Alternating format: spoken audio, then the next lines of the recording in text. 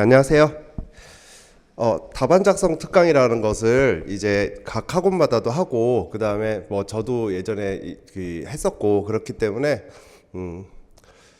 근데 사실 이 답안 작성 특강은 전혀 필요가 없어요, 사실. 왜냐면은 답안 작성의 어떤 형식이 여러분들은 굉장히, 이렇게 써야 되나, 저렇게 써야 되나, 이걸 잘 모르시니까, 어떻게 써야 될지에 대한 어떤 두려움이 계시는데, 그래서 이렇게 써도 돼요? 저렇게 써도 돼요? 막 이렇게 하고 막 묻고 그러시는데, 어떻게 쓰셔도 전혀 상관이 없거든요.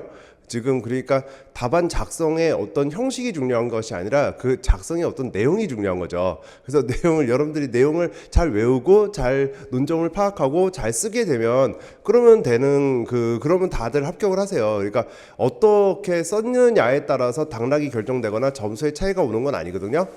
자, 그래서 일단 답안 작성보다는 답안 작성에 대해서도 제가 말씀을 드리겠지만, 답안 작성보다는 여러분들이 이제 시험장 가기 전날부터 해서 가는 날, 시험장 시험일 그날 어떻게 준비를 하셔야 되는지에 대한, 뭐 아무래도 저도 이제 행정사 시험을 받고 그러다 보니까 그런 거를 조금 여러분들한테 한번, 절차 강사이기 때문에 제가 어떤 과목을 담당하는지 여러분들이 잘 모르실 수도 있지만은, 이제 저는 이제 우리 학원에서 행정 절차론을 담당하고 있어서 절차 강사이기 때문에 절차대로 한번 좀 생각을 해볼게요. 혹시 유예생이라고 해야 되나? 그러니까 시험 경험이 있으신 분이 있으신가요? 그렇진 않죠. 왜냐하면 답안 작성 특강을 이 시기에 오신다는 거는 답안 작성에 대한 정말 모르기 때문에 오시는 거기 때문에 아마 유예생은 아닐 것 같아요.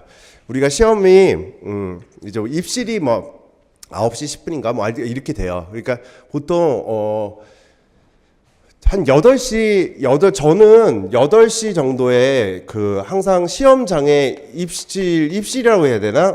도착을 하라고 말씀을 드리거든요. 도착인데, 한 8시는 조금 빠를 수도 있어요. 그러니까 적어도 근데 한 8시 20분? 8시 20분까지는 좀 도착을 하세요. 왜냐면은,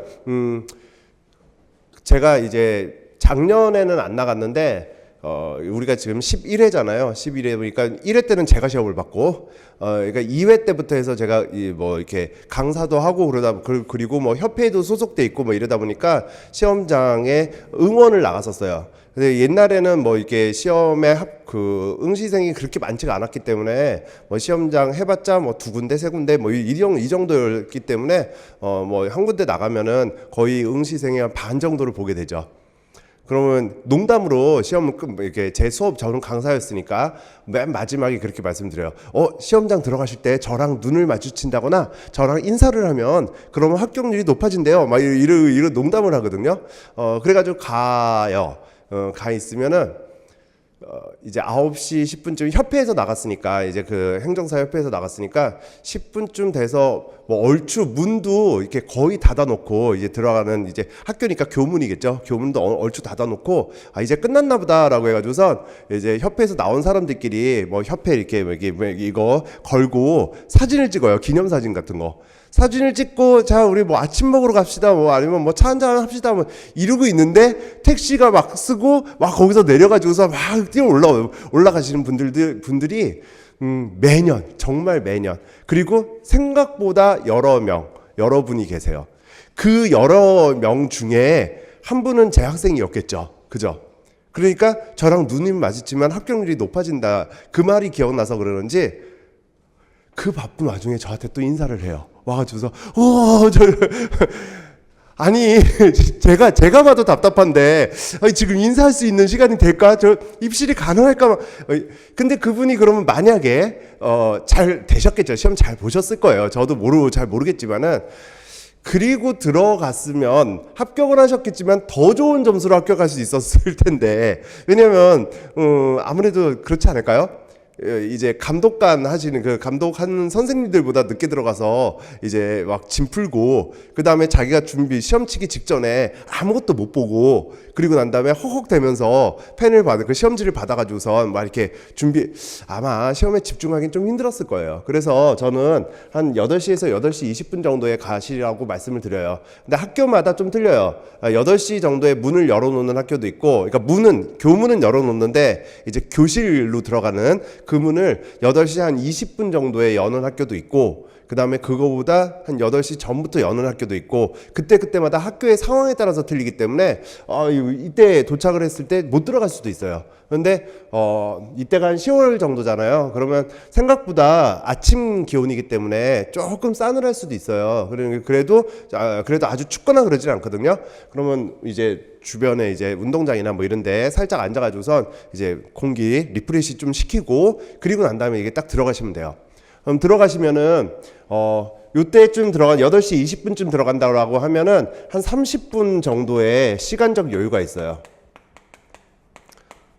이때 뭐를 할까요? 지금 1교시는 어떤 과목을 봐요? 계약법하고 당연히 행정 절차론을 보죠.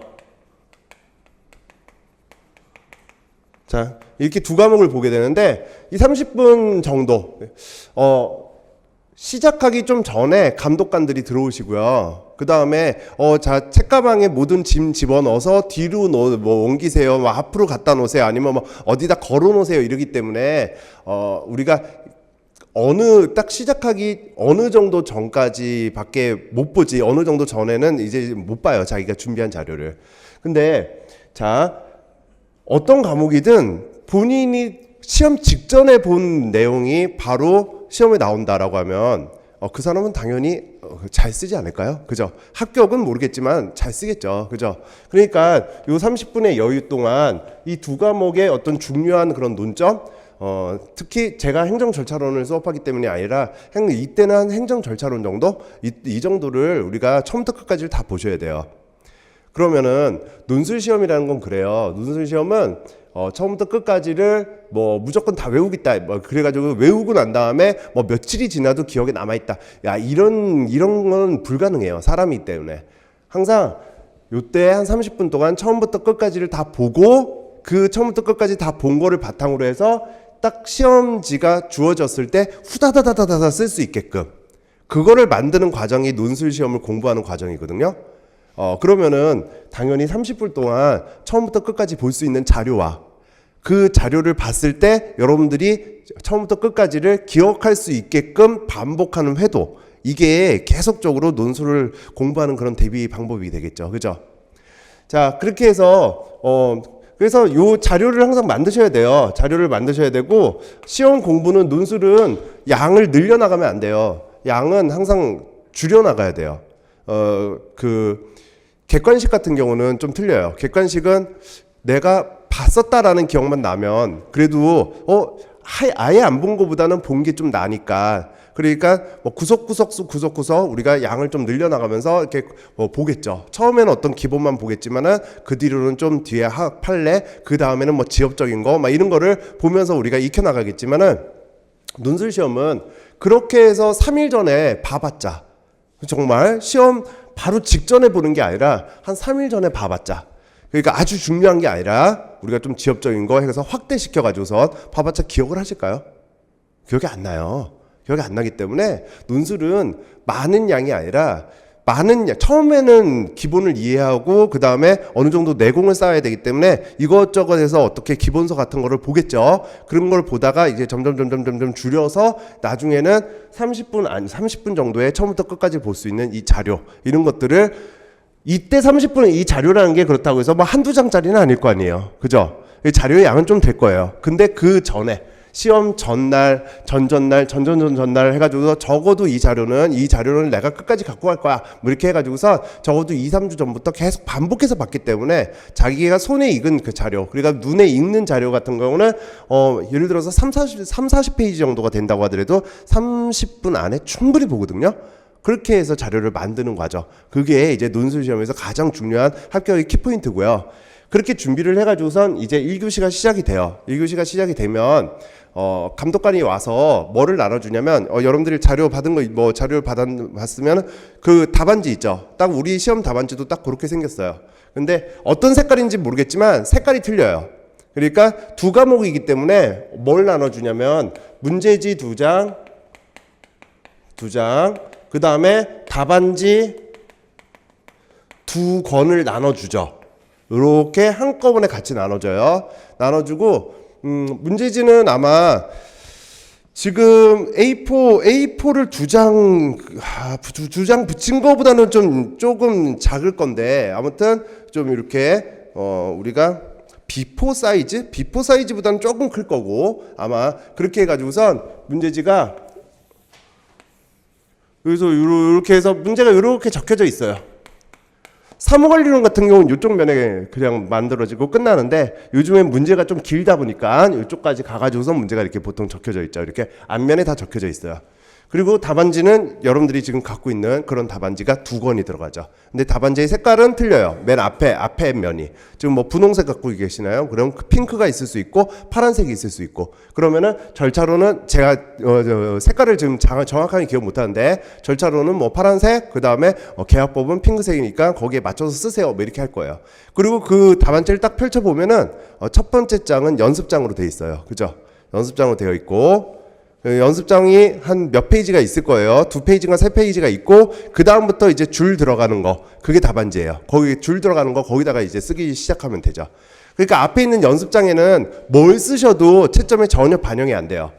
그 부분은 이제 제외를 하고, 연습장은 제외하고 답안지 부분만 딱 스캔을 해가지고서 채점위원들에게 나눠드리기 때문에, 그 연습장에는 채점위원을 욕을 써도 몰라요. 그 사람들이 모르기 때문에 뭘 쓰셔도 상관이 없어요. 자, 그러면 이게 문제지고, 그 다음에 답안지가 있죠. 답안지가 있는데, 문제지어도 되고 답안지어도 되고, 근데 답안지 같은 경우는 한 권을 열어야 되니까 그건 안 될 테고, 이제 문제지 같은 경우에 사람을 다 감독관들이 그래요. 파본을 보세요. 뭐 인쇄분이 좀 잘못됐거나 뭐 이런 거 보세요라고 하고, 다 보셨으면 덮어놓으세요 그러거든요. 그러면 그리고 난 다음에 뭐 펜 들지 마세요. 뭐 이렇게 앞에 서서 막 이러고 있죠. 근데 살짝 펜 들어가지고 뭐 써도 뭐라고 안 해요. 좀 깐깐한 그런 그 채점자들은 뭐라고 하겠죠. 그러면 그때는 뭐 손 내려놓고 그냥 속으로만 생각해야겠지만, 뭐 간단하게 한두 글자 정도씩 그거를 책상 위에다가 쓰면은 그거는 언제 썼는지 모르니까 이제 나중에 돌아다니다가 책상 위에 뭐가 써져 있어요. 이러면서 이제 부정행위가 될 수 있는데, 나눠진 문제지나 답안지에 쓰는 거는 당연히 감독관이 주고 난 다음에 쓴 거니까 그거는 부정행위라고 볼 수가 없을 거 아니에요. 그죠?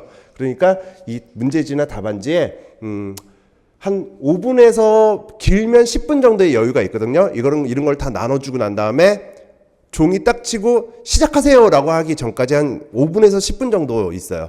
만약에 5분이 있다라고 하면 5분이면은 한 3문제, 많으면 4문제까지도 목차를 여러분들이 간단하게 쓸 수 있게끔 되거든요.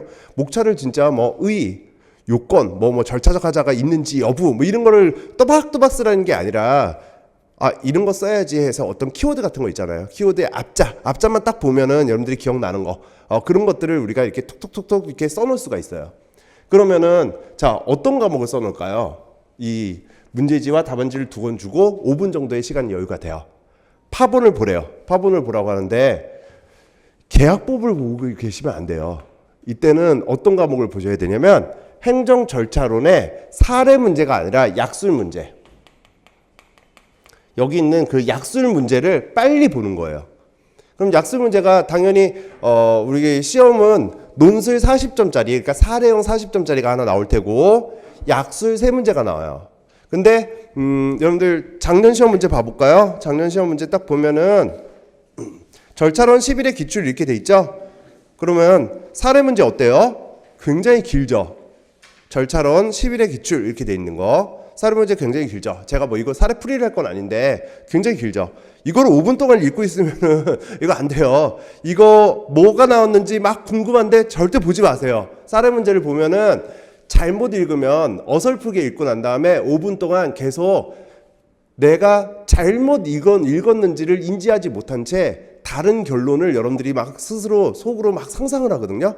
그러니까 그렇게 되면은 나중에 시험 보세요라고 해서 다시 읽어도 자기가 잘못된 상상으로만 읽혀요.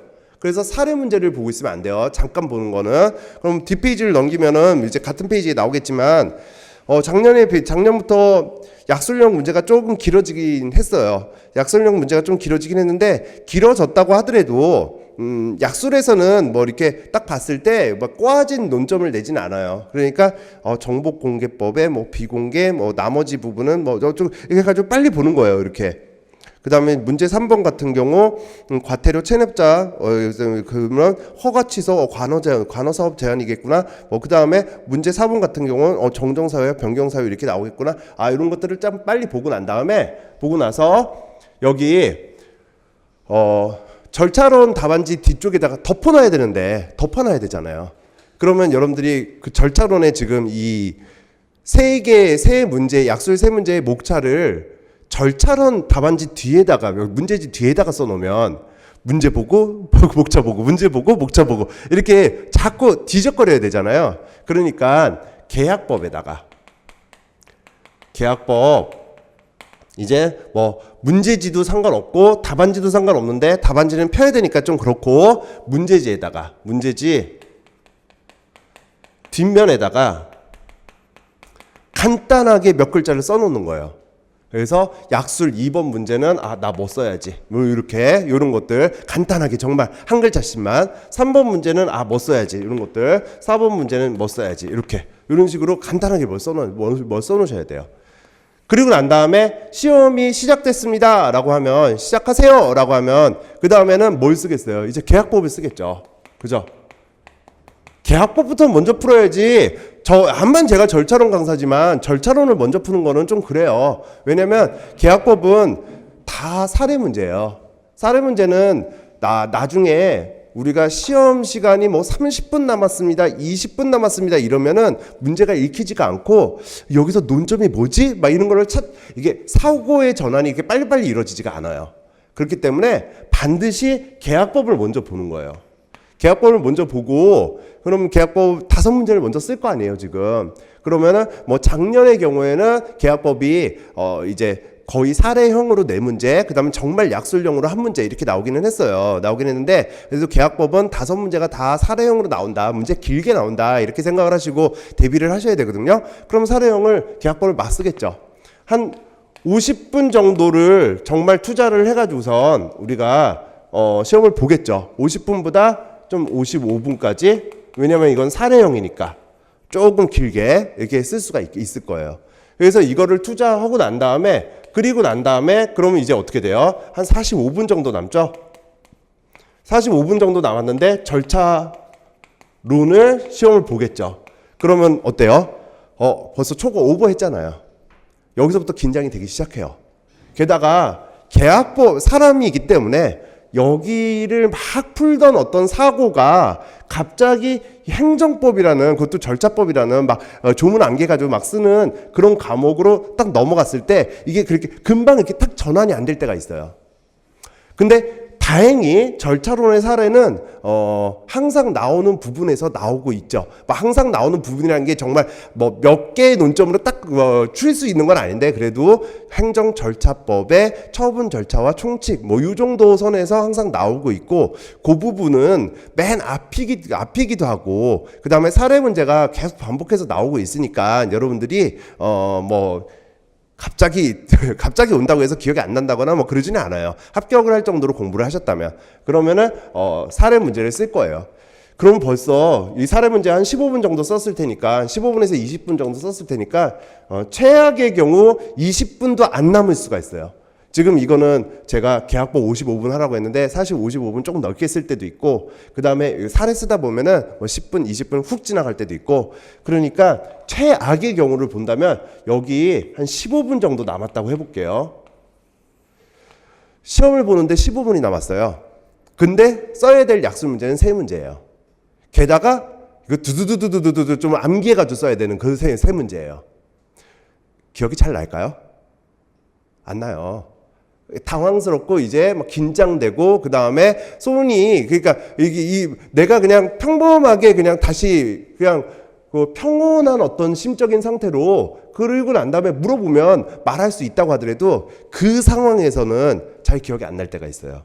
그러면 뭐 그래서 써놨잖아요. 여기 써놨잖아요.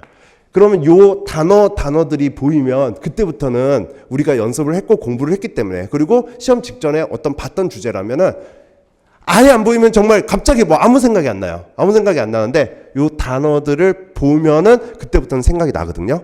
그러니까 그거를 가지고 막 무의식 중에 막 쓰는 거예요. 요 우리가 써놨던 어떤 단어들의 한 글자 한 글자를 가지고. 그리고 시험장 15분이면 약술 정말 글씨는 망가지겠지만 약술 3문제 쓰거든요. 여러분들 못할 것 같죠? 써요. 그렇게 해가지고서 작성이 되고 이제 답안지를 내게 되는 거겠죠. 그죠? 자, 그래서 2교시도 마찬가지예요. 2교시는 더 짧아요. 2교시는 왜냐면 30분의 시험 쉬는 시간이 있거든요. 근데 시험이 끝났습니다. 거기 때부터 30분이잖아요. 시험이 끝났습니다 하면은 그때부터 답안지 걷잖아요. 답안지 걷고 뭐 정리하고 이제 나가셔도 돼요 뭐 이러잖아요. 그러면은 여러분들 100분 시험 보고 또 100분을 봐야 되는데 화장실도 한번 갔다 오셔야 되잖아요. 뭐 이래저래 하면 10분 걸리죠. 그리고 이제 채점하시는 분들이 어때요? 10분 전에 막 들어오잖아요. 그래가지고서 또 이거 또 책 집어넣으세요 막 이런 거 하잖아요. 그죠? 그리고 난 다음에 답안지 또 나눠줄 거 아니에요. 그러면은 중간에 쉬는 시간이 어때요? 정말 한 10분 정도? 내가 책을 볼 수 있는 시간은 한 10분? 그러면 2교시에 외본이 아니시라면 여기 다 일반 행정사라면 실무법하고 사무관리론이 있어요. 여러분들이 지금 어떻게 공부를 하셨는지 모르겠지만 사무관리론은 정말 10분이면은 20개에서 30개의 주제를 볼 수 있거든요. 볼 수 있는데 그 보고 나서 10분이면 또 다시 아무리 열심히 공부하셔도 20개에서 30개의 그를 열심히 공부하셨으니까 볼 수는 있는데 10분 지나면 또 기억이 잘 안 나는 그런 과목이 사무관리. 정말 휘발성이 강한 과목이에요. 그렇기 때문에 이거를 바꿔볼까요? 바꿔보면 당연히 2교시는 어때요?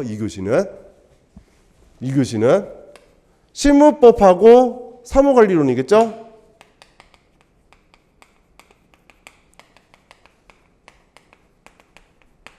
자, 이거는 사례가 있고 사무관리론은 사례가 없어요. 사무관리론은 다 문제 짤막짤막하게 나와요. 좀 길어봤자 뭐 몇 줄이죠. 몇 줄이긴 한데 짤막짤막하게 나와요.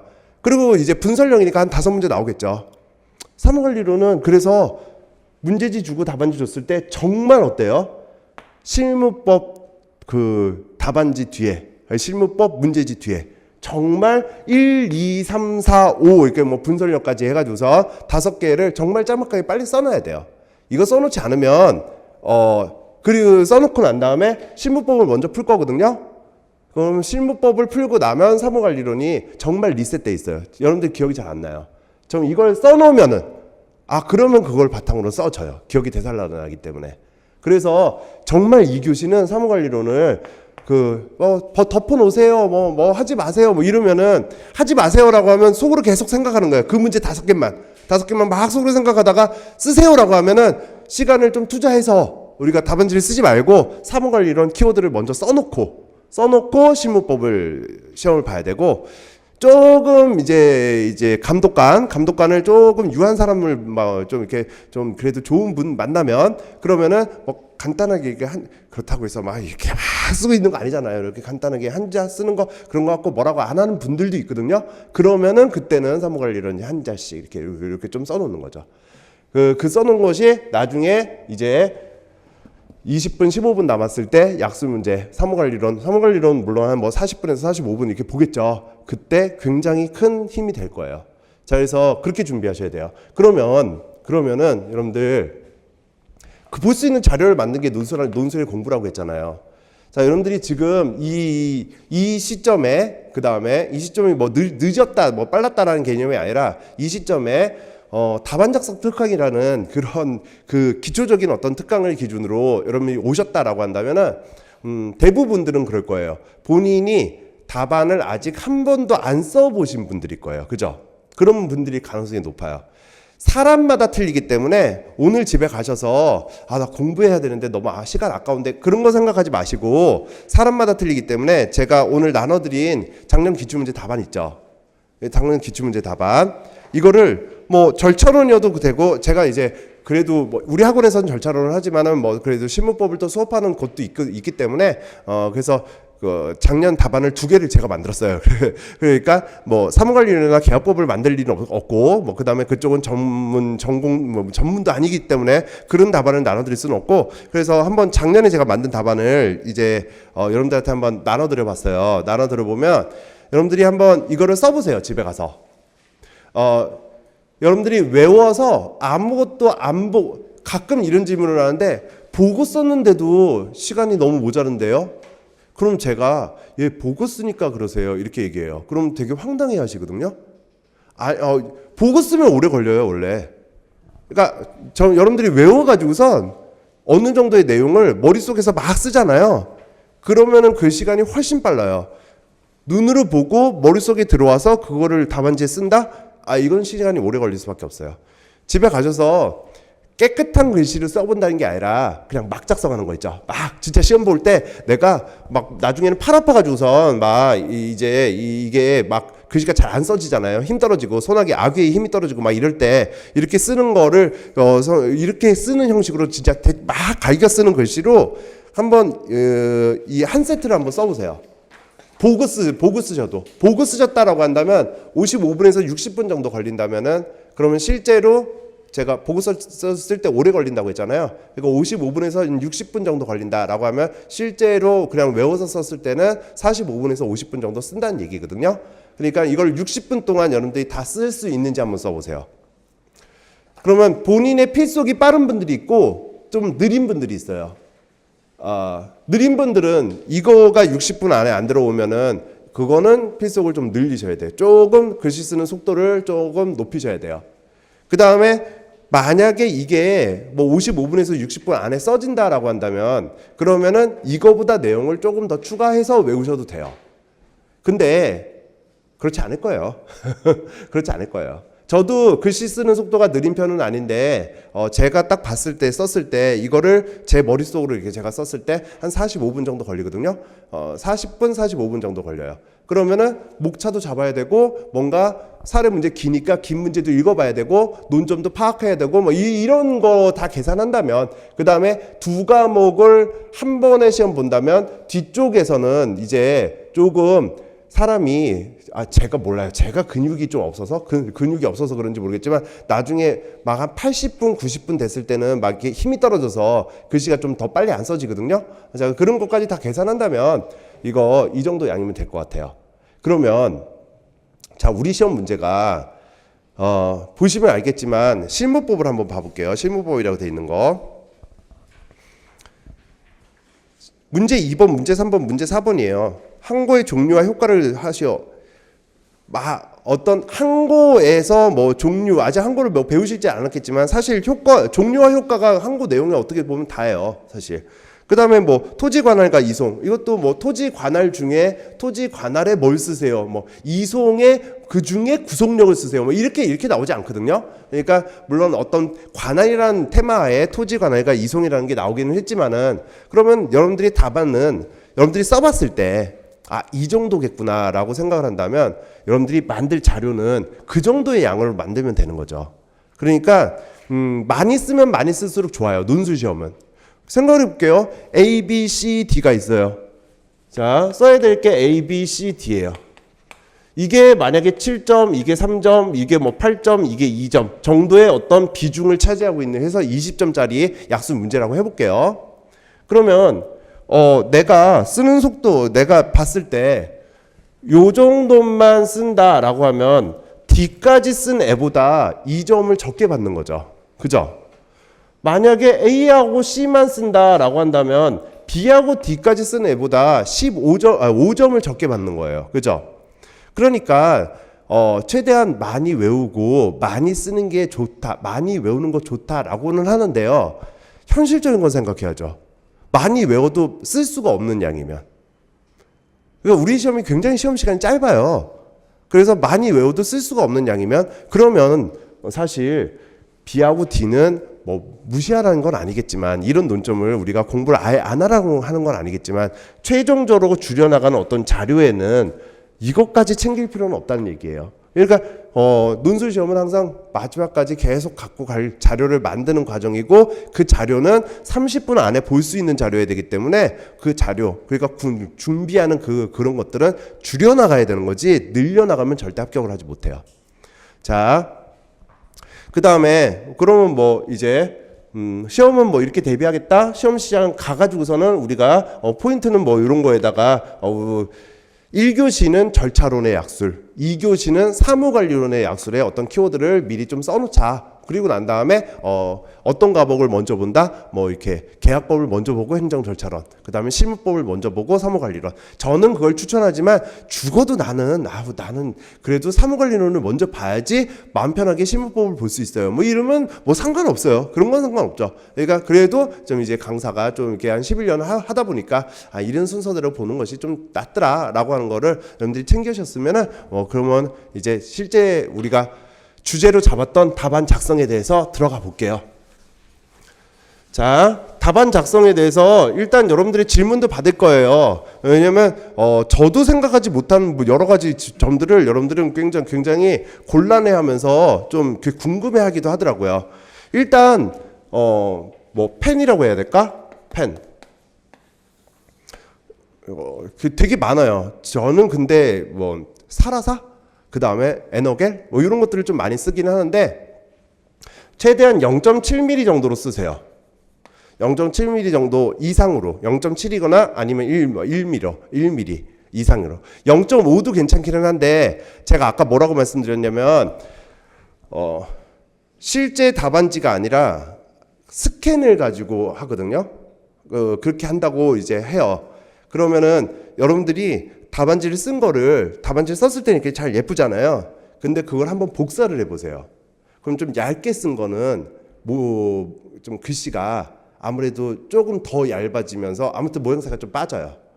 근데 약간 두껍게 쓴 것들이 이제 스캔을 하거나 복사를 했을 때 그게 좀 더 선명하고 글씨 자체가 좀 도드라지거든요. 글씨를 잘 쓴다 못 쓴다를 떠나서. 그래서 저는 0.7을 좀 추천하기는 하는데 0.7보다 더 두꺼우면 그럼 너무 좀 두꺼운 느낌이 들어가지고서 0.7. 근데 저는 에너겔을 좀 많이 썼었어요. 제가 에너겔 회사랑 무슨 관련이 있는 건 아니고. 근데 에너겔의 그 펜대와 사라사의 어떤 심이라고 해야 될까? 볼펜심? 그거 두 개의 결합이 가장 최적화됐다고 하는데 에너겔이 펜대를 좀 바꿔가지고선 요즘에는 안 된다더라 뭐 이런 말도 있고, 제가 옛날에 공부할 때는 뭐 그렇게는 했었는데 근데 여러분들이 써보세요. 지금은 펜을 몇 개 써가지고선 자기 손에 좀 부드럽게 써지는 거 있잖아요. 막 이렇게 휘갈겨 써도 왠지 모르게 글씨가 조금 더 낮게 써지는 거, 뭐 그런 것들을 하나 성을 정하시면 되는데 볼펜으로 쓰진 마세요. 가끔 볼펜 난 그래도 볼펜이 너무 좋던데, 제가 아까도 말씀드렸지만 볼펜은 복사를 하거나 스캔했을 때는 조금 모양새가 좀 떨어져요. 그리고 바로 내가 쓰고 난 다음에 바로 보는 게 아니라 그게 며칠이 지나잖아요. 여러분들의 답안지가 한 달 뒤에 채점이 될 수도 있는 거거든요. 한 달까지는 안 걸리겠지만 적어도 2, 3주가 지나서 채점이 될 수도 있어요. 그러니까 빛이 바란다고 생각을 한다면 볼펜보다는 좀 이렇게 뭐라고 할까? 뭐 이런 좀 펜들이 조금 더 나아요. 자, 뭐 그러면 그런 거 준비하고, 그 다음에 준비물은 거기다가 제가 좀 색깔 있는 연필, 색 있는 펜 하나 준비하라고 하고요. 그 다음에 자 있죠. 이렇게 좀 휘어지는 그런 자, 이런 거 하나 준비하시라고 하거든요. 왜 준비하라고 하냐면, 시험 시간이 되게 짧아요. 그러면은 사례 문제를 풀 때는 사실 어떤 것이 논점인지 모르고, 그리고 막말로 지금 뭐 날짜가 나와 있는 게 하나도 없나요?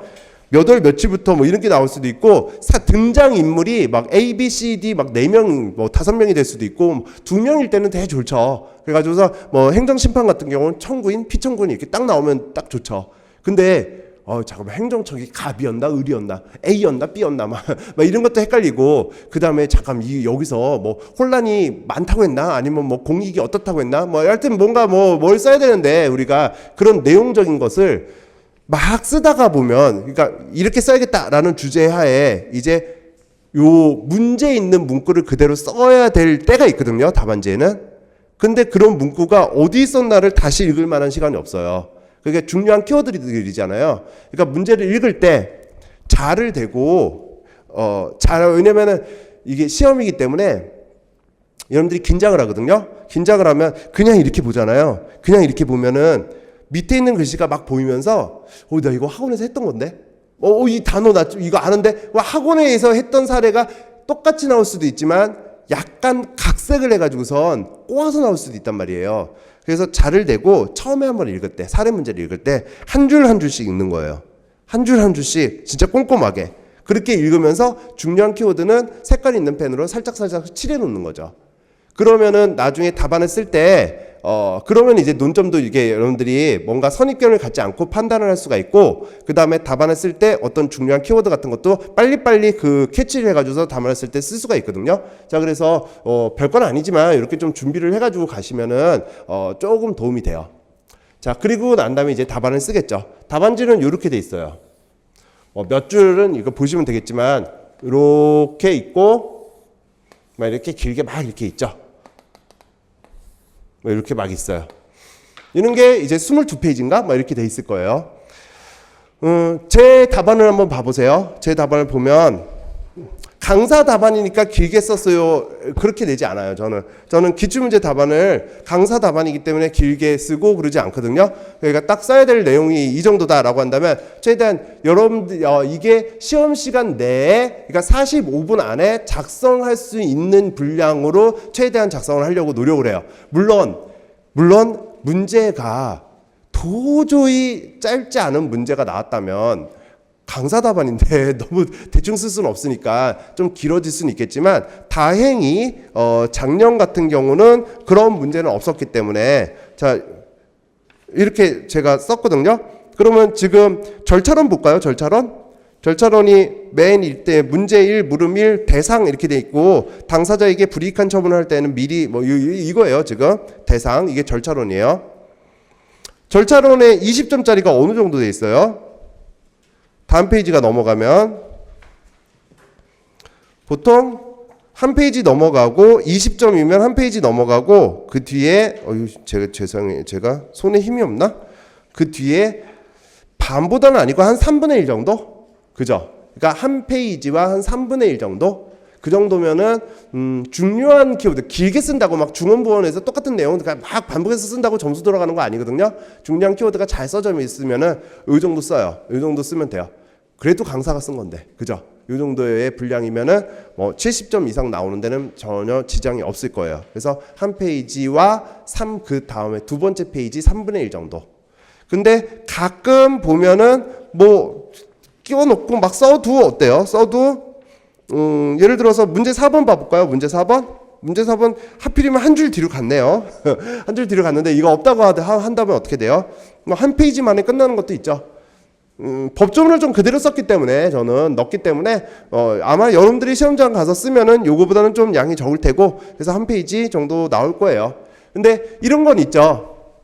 워드로 친 거기 때문에 한 줄에 들어가는 그 글자수는 저는 사람이 썼을 때도 보통의 글자수라면 요 정도로 들어갈 것이다 라고 계산을 해가지고서 집어넣은 건 맞는데, 본인이 이제 글자를 좀 크게 쓴다던가 아니면 글자를 좀 넓적하게 길쭉하게 쓴 게 아니라 좀 넓적하게 쓰시고, 아니면 글자와 글자 안에 자간이라고 해야 돼, 간격을 좀 띄엄띄엄 쓰시는 그런 분들은 아무래도 이거보다는 좀 많으면서 그러니까 남들과 틀린 그런 성향을 갖는데 나는 한 페이지만 쓰면 되겠구나 이렇게 생각하시면 안 되고, 그러니까 한 요 정도의 분량으로 써주시면 될 것 같아요. 그래가지고서 이렇게 쓰는 거고, 그 다음에 원래는 이 옆에 있는 요 줄이라는 것이 목차 표시 줄이라고 해요. 이렇게 우리가 뭐 정식 용어는 아니지만, 그러니까 여기다가 1, 의, 그 다음에 여기 2, 쭉쭉쭉 해가지고 뭐 4, 그래서 사안의 해결,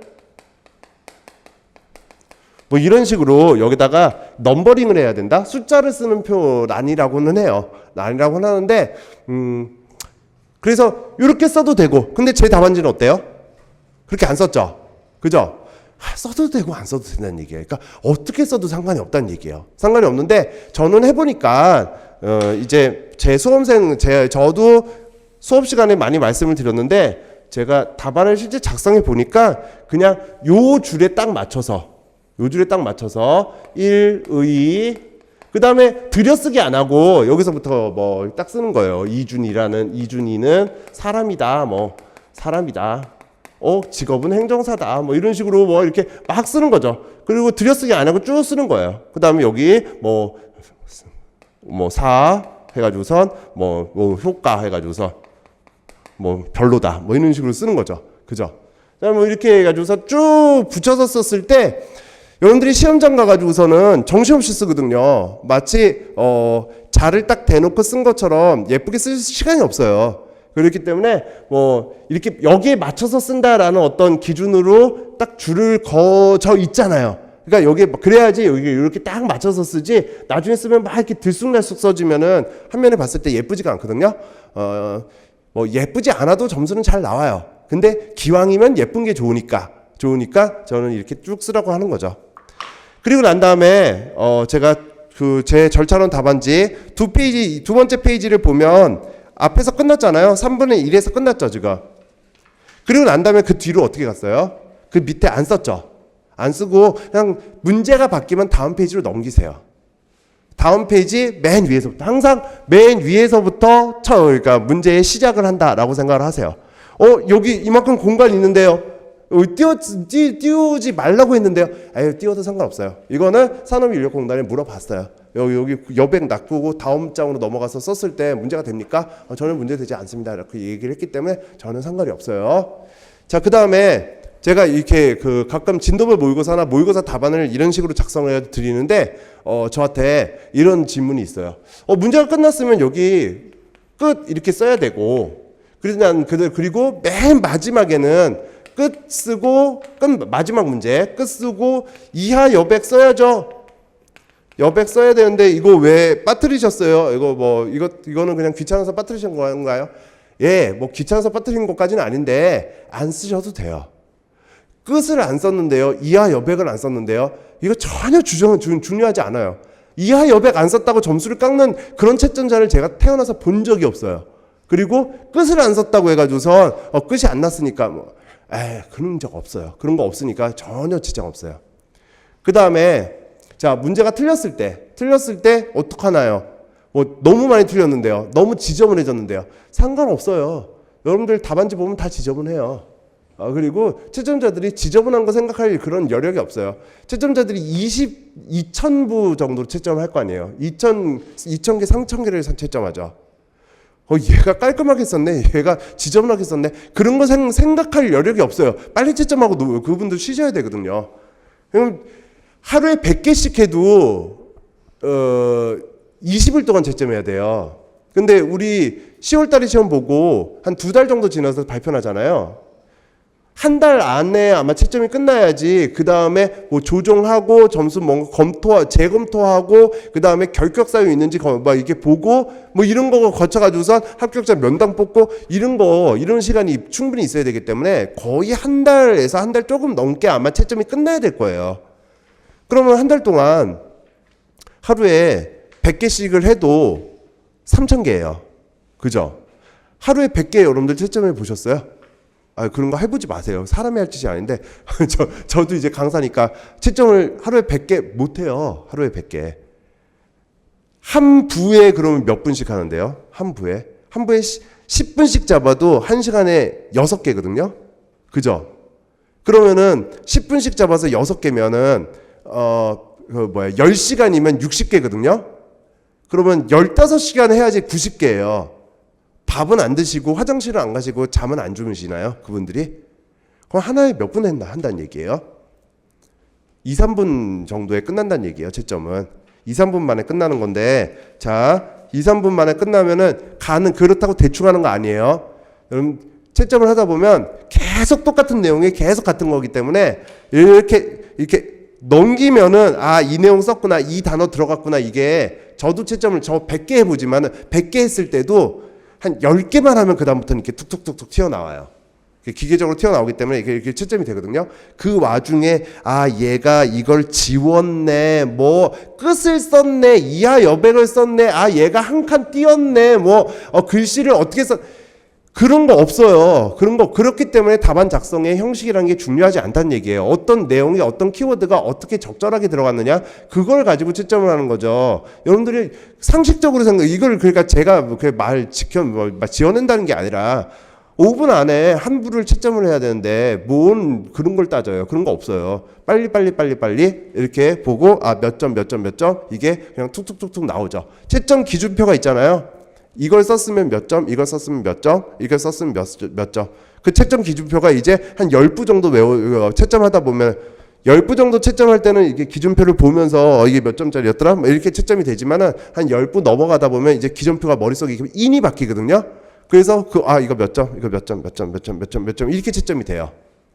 그 와중에 뭐 띄었었네, 한 줄 떴네, 안 봐요. 절대 안 보고. 그래서 수정 테이프는 되고 수정액은 안 된다고 해요. 수정 테이프는 되는데 수정 테이프로 그거 지우지 마세요. 그냥 이렇게 두 줄 긋고 쓰면 돼요. 너무 많이 틀렸다 그냥 이렇게 동그라미에서 X하고 그냥 넘어가면 돼요. 이거 특수기호인데요. 그런 특수기호 상관없어요. 특수기호라는 거는 뭔가 본인의 인적사항이 드러나게끔 뭐 그런 걸 쓰는 거를 말하는 거지. 그 정도의 특수기호 뭐 이렇게 우리가 뭐 이렇게 화살표에서 중간에 뭐 말 넣는 거 있잖아요. 중간에 빼먹었어? 그러면 막 이렇게 화살표 넣어서 그래가지고서 뭐 여기다 이준이 뭐 이렇게 넣는 거. 다 돼요. 다 돼요. 그런 건 신경 쓰지 마세요. 다 돼요. 상관없어요.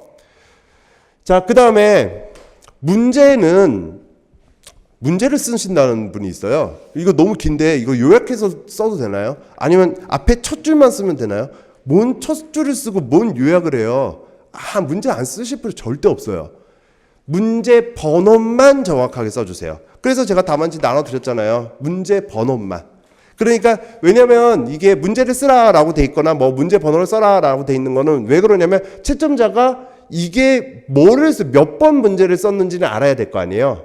그걸 파악하기 위해서 하는 거고, 그래서 새로운 페이지로 넘어가서 맨 위에다가 쓰면 이거 문제 번호만 이렇게 딱 써주면 이거 몇 번이구나. 이거 채점자가 다 볼 수 있겠죠. 채점자는 사람인데 못 볼까요? 우리보다 훨씬 더 학식적으로 뛰어난 분들이 채점하러 들어가셨을 때 그거 못 보지 않을 거 아니에요. 그죠? 그래서 이렇게 문제 번호 딱 쓰고 한 줄만 띄워주고 그리고 난 다음에 그 밑에 쭉 작성해 주시면 돼요. 그리고 문제는 1번, 2번, 3번, 4번 순서와 전혀 상관없게 쓰셔도 돼요. 여러분들 뭐 3번 먼저 쓰고 4번 쓰고 그 다음에 1번 쓰고 2번 쓰고 이렇게 해도 돼요. 다만 이건 저도 잘 모르겠어요. 잘 모르겠는데 문제 1번은 항상 분설형으로 물음 1, 물음 2가 나오잖아요. 그럼 문제 1번에 물음 1, 물음 2는 그냥 같이 써주는 게 좀 예쁠 것 같아요. 그것도 상관이 없을까? 그건 잘 모르겠어요. 제가 모르겠기 때문에 제가 책임질 수 없는 거기 때문에 그냥 여러분들 그거는 같이 써주시되 문제 번호 순서는 상관없어요. 아시겠죠? 자, 그 다음에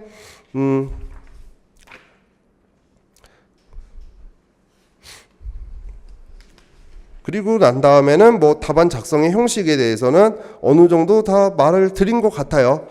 자, 가끔 그리고 이런 거 있어요. 목차 순서인데 뭐 로마자 1, 그 다음에 양가로 1, 뭐 반가로 1. 근데 3호갈 이론에서는 뭐 반가로 1이 먼저 나오죠. 문서 작성 방법에. 그 다음에 뭐 1인가? 어떤 순서로 해야 되냐 고민을 하시는데 전혀 상관없어요. 아니 채점하시는 분이 이거 이렇게 안 쓰고 이게 소목차로 로마자를 썼다고 해서 점수를 깎아요. 로마자를 어떻게 중간에 썼을까? 이러면서 이 사람 안 예쁜데? 막 이러면서 점수를 깎아요. 전혀 그런 거 없어요. 그 다음에 양가로 1과 반가로 1을 뭐 순서를 바꿔가지고선 썼다. 전혀 상관없어요. 저도 책이 이제 학원을 뭐 여기저기 하다 보니까 이제 출판사가 여기저기잖아요. 각자 출판사의 양식이 따로 있더라고요. 이런 순서 양식이. 그래서 제 책도 그냥 저는 개인적으로 로마자를 잘 안 쓰거든요. 로마자를 잘 안 써요. 뭐 그래가지고서 그냥 1, 그 다음에 양가로 1, 반가로 1, 동그라미 1, 그 다음 기억 뭐 이런 식으로 저는 쓰는 편인데 제가 그렇게 해서 원고를 보내면 출판사마다 자기의 양식대로 이게 바뀌어가지고 막 오더라고요. 그러면 뭐 어떤 책은 더 좋고 어떤 책은 더 나쁘고 뭐 그런 거 아니잖아요. 출판사. 그죠? 그러니까 뭐 이런 건 상관없어요. 이런 거 전혀 상관없고 그냥 내용을 잘 쓰시면 돼요. 자. 이 정도 하면 뭐 답안지를 어떻게 써야 되는가 이런 거에 대한 뭐 제가 말씀드리고 싶은 거는 뭐 다 말씀드린 것 같아요. 자, 질문을 좀 받아볼까요? 질문을 혹시나 뭐 질문 중에 그리고 이제 영상을 찍는 거를 끝나고 난 다음에 이제 여러분들 뭐 공부 방법은 어떻으면 좋겠습니까? 라든지 뭐 이런 것들의 질문은 별도로 받는 걸로 하고, 그 다음에 여러분들이 제가 답안 작성 특강을 사람들이 와서 하기에는 이 진짜 소중한 시간에 이제 우리가 한 100일 좀 넘게 남은 이 와중에 하루를 여러분들이 여기까지 와가지고선 하는 거는 좀 죄송하기도 하고 막 이래가지고선 뭐를 그래도 뭘 드릴까라고 해가지고선 좀 생각한 어떤 그 선물이라고 해야 될까? 그거는 이제 다 끝나고 난 다음에 이제 얘기를 하기로 하고요. 답안 작성에 대한 어떤 궁금한 게 있어요. 그거는 이제 지금 영상을 찍는 거와도 좀 목적이 같기 때문에 그래서 그런 거에 대해서는 아마 좀 같이 얘기를 해보고 그리고 난 다음에 영상은 마무리 짓고 좀 더 얘기를 해볼게요. 뭐 어떡하고 네, 질문이 하나도 없으면 저도 뻘쭘했는데 예, 좀 감사합니다. 예. 네네.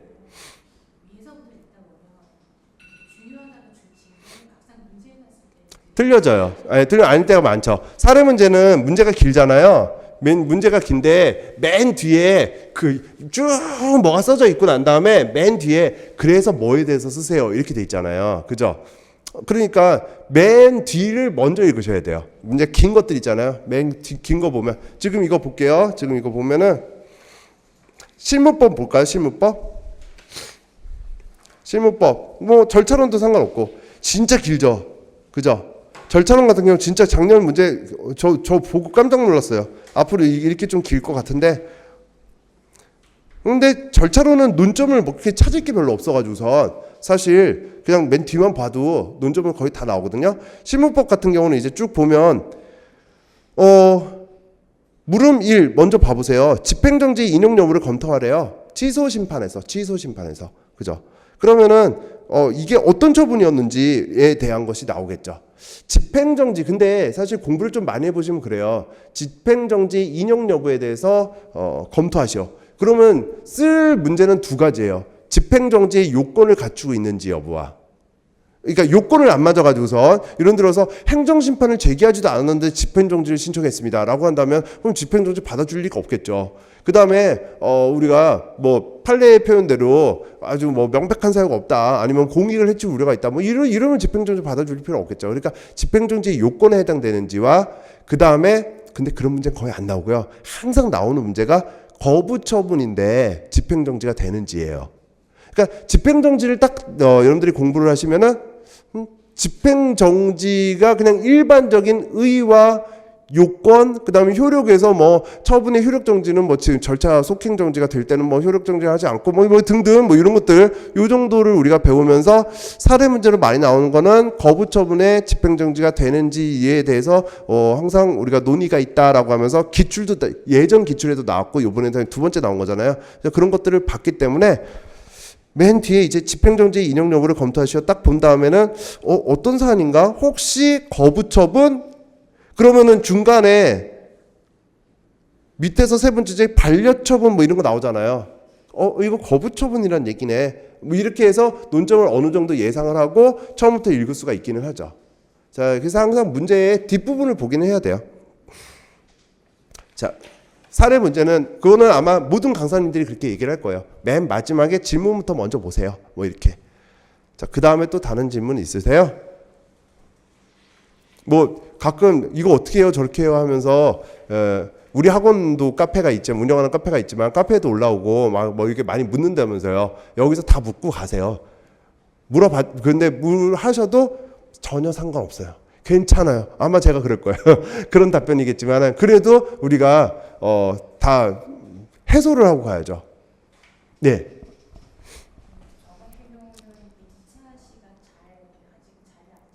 네. 네. 네. 네, 네, 네. 네.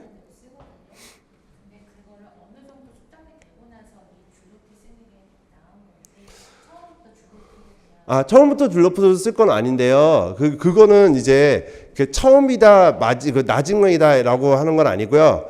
그러니까 처음부터 나중에 어느 정도 돼야지 줄노트에 써야지. 그러니까 시험지 이런 답안지 형식으로 써야지라고 하면 시험장 가기 전까지 못 써요. 시험장 가기 전까지 내가 어느 정도 됐다, 나 이제 좀 된 것 같아, 이렇게 느끼는 사람 없으세요. 그러기 때문에 그 진도별 학원에서 보신다면 뭐 우리 학원을 뭐 포함해서 뭐 다른 학원이 있을 수도 있겠죠. 또는 뭐 어떤 교재를 가지고 보신다면 나는 요거를 시험 문제로 생각할 거야라고 해가지고서 시험 문제 한 주에 그래도 과목당 한 번 정도씩은 이제 써보세요. 그래서 5문제 정도를 이렇게 써보세요. 이게 쓰는 것도 습관이 돼야지 써지는 거지. 그러니까 그냥 보고 베껴서 쓰든 아니면 그냥 쓰든 이렇게 쓰는 것도 습관이 돼야 돼요. 근데 그렇다고 해서 시험장 갈 때까지 계속 쓰라는 얘기는 아니에요. 왜냐면은 이게 쓰는 게 시간이 굉장히 많이 걸려요. 근데 적어도 우리가 그러니까 한 과목당, 그러니까 내 한 과목을 기준으로 한 세트, 그러니까 100점짜리 시험 문제 있잖아요. 100점짜리 세트를 적어도 한 10번에서 15번 정도는 써보셔야 돼요. 그 정도는 써봤으면, 그 정도 써보면은 이제 뭐 그냥 이게 시간이 어느 정도, 내가 이 정도 답안을 썼을 때 어느 정도 시간이 걸리더라라는 것도 그거를 머리로 계산하는 게 아니라 그냥 몸으로 느끼셔야 되거든요. 그래서 10번에서 15번 정도 써보면 어느 정도 되기는 해요. 근데 여기서 보통 학원들이 이제 마지막에 실전 모의고사다 해가지고서 한 5번, 6번 보잖아요. 뭐 그런 걸 제외하고는 이제 집에서 한 10번 정도는 써보면 되긴 하죠. 그래서 학원에서도 뭐예요? 그런 걸 해요. 진도별 모의고사다 해가지고서 한 8회, 그 다음에 뭐 실전 모의고사다 해서 뭐 5, 6회. 그러면 하면 한 10번 좀 넘게 쓰잖아요. 그래서 만약에 학원에서 실강을 통해서 이게 써보시는 분들은 학원에서만 딱 써보시고 집에 가셔서는 어떻게 외우시냐면은 뭐 연습장을 꺼내놓어도 되고 아무거나 또 꺼내놓으면 된다면 지금 작년 문제니까 작년 실무법 뭐 절차론 선생님이니까 절차론 갖고 할까요? 그러면 절차론 문제 이걸 딱 보고 이거 사전통지구나 라고 한다면 공부는 이렇게 하는 거예요. 이걸 다 쓰는 게 아니라 사전통지면은 뭐 대상에 대해서 써야 될 테고 그 다음에 연습장에다가 뭐 이 정도 대상 그리고 난 다음에 말로 입으로 되면 글로 써지거든요. 입으로 되면 글로 못 쓰는 경우도 있어요. 그런 경우는 어떠냐면은 한 번도 안 썼을 때. 한 10번 정도 썼다면은 모의고사든 뭐든 한번 10번 정도 썼다면 입으로 되면 이제 글로 써지기 때문에 말로 한번 해보는 거죠. 이거 당사자에게 불이익한 처분을 할 때는 미리 일정 사항을 당사자 등에게 통지하여야 한다. 해서 주어부터 해서 이거 같은 경우는 주어가 없었지만 주어부터 해가지고서 서술어까지를 그냥 중요한 단어들 뭐 제가 수업할 때 당사자 등 하여야 한다 이렇게 해서 그런 것만 생각하지 마시고 주어부터 서술어까지를 자기가 입으로 쭉 한번 말해보는 거예요. 그게 말이 되면 그건 안 써도 돼요. 그 다음에 두 번째 이제 그러면 대상이니까 예외, 면제사유 이런 식으로 들어가겠죠. 면제사유에서 긴자성 이렇게 외우고 긴자성 하고 이렇게 넘어가는 게 아니라 긴급한 경우, 법령에서 자격이 없거나 없어지게 되면 반드시 일정 처분을 하여야 하는 경우 이렇게 해서 또박또박 자기가 말을 해보는 거죠. 그렇게 해서 됐으면 넘어가는 거예요. 그거는 넘어가는 거고 이제 과목당 한 10번 정도씩은 그래도 써봐야죠. 자기가 어떤 몸에 익히기 위해서. 다른 질문 또 있으신가요? 네. 그 사진 보니까 이 줄 띄움은 물음을 한 단어라고 쓰고 나머지는 줄 한 가지 띄우는 거예요? 저도 그러니까 제 답변을 그렇게 드린다고 했잖아요. 상관없어요. 이렇게 드린다고 했잖아요. 예, 정말 상관이 없지만 그래도 여러분들은 그런 거 하나하나가 다 민감하세요. 지금 시기에는. 근데 저 같은 경우는 제 스타일인 거지 이대로 따라하시라는 얘기는 아니에요. 그러니까 저는 이제 문제 3번이다. 3 이렇게 해가지고서 이렇게 하고 한 줄을 띄워요. 띄우고 난 다음에 문제 3번에 이제 의가 나오죠. 의가 나오고 그 다음에 문제 그리고 난 다음에 여기도 또 한 줄을 띄어요. 그러니까 가장 큰 목차 위주로만 한 줄을 띄어요. 저는 제 스타일은. 그러니까 여러분들 보시면은 지금 펴놓은 것도 마찬가지죠. 사전통지 예외에서 양가로 1번, 양가로 2번, 양가로 3번 계속 붙였잖아요. 그죠? 가장 큰 목차일 때 M만 한 줄을 띄는 편인데 근데 또 상황에 따라서는 여러분들은 요 밑에 이제 의 말고 1 있고 그 다음에 양가로 1 어떤 내용이 있고 양가로 2 어떤 내용이 있고 그러면은 양가로 1과 양가로 2 요 사이에도 한 줄 띄는 분들도 있어요. 그렇다고 해서 문제가 되는 건 아니에요. 전혀 상관없어요. 근데 또 그러면 양가로 1, 양가로 2에만 문제 띄어야 되나? 어떨 때는 띄고 어떨 때는 붙여도 되나?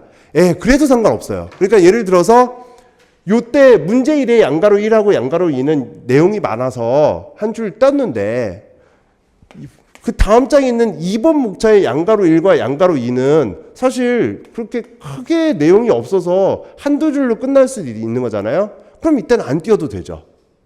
그러니까 봤을 때 어느 정도 하나의 목차의 내용이 이 정도 들어갔다라고 하면 그냥 한 줄 정도 띄워주세요. 왜냐하면 채점자가 얘가 여기서 띄었네 여기서 안 띄었네를 보는 게 아니라 이 정도 내용하고 한 줄 떼어 있으면 자기도 눈으로 이제 뭔가 구별이 되면서 이렇게 들어가잖아요. 그러니까 그렇게 띄우시면 돼요. 그런 형식이 중요하지 않다라는 거를 지금 확인하고 가는 시간이니까 예, 그렇게 하시면 돼요. 또 다른 거 질문 있으세요?